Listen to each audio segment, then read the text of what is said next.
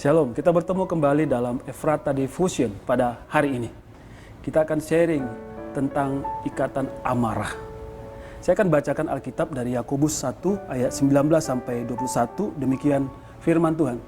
Hai saudara-saudara yang kukasihi, ingatlah hal ini.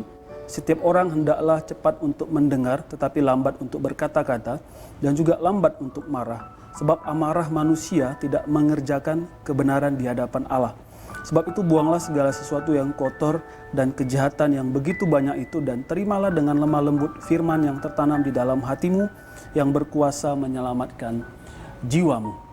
Ya, kita tahu COVID-19 atau pandemi ini memberikan dampak ya bagi hidup kita umat manusia. Salah satunya dampaknya bagi keluarga.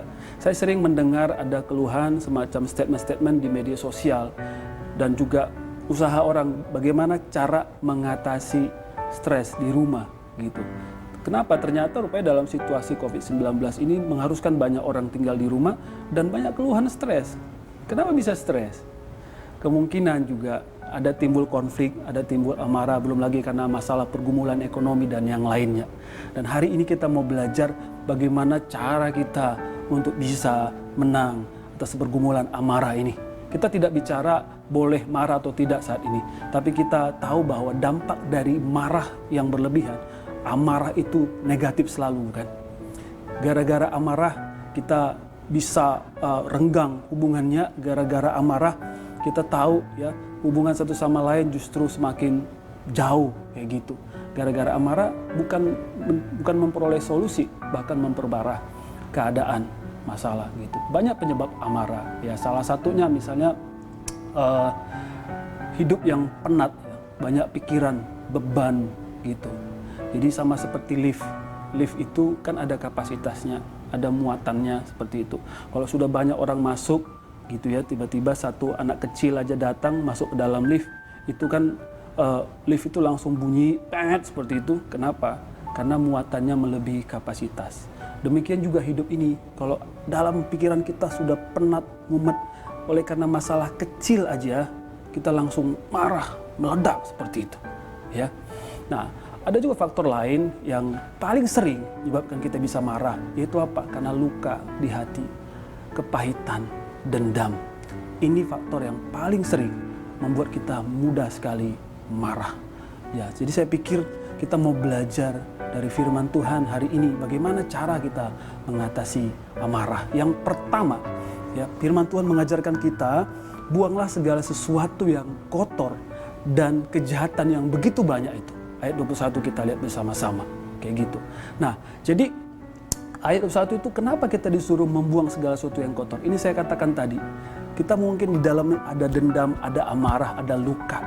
Ada banyak hal yang kotor dalam hati dan pikiran kita yang menyebabkan kita gampang sekali untuk terpancing emosi, marah, dan bahkan bisa menyakiti orang lain.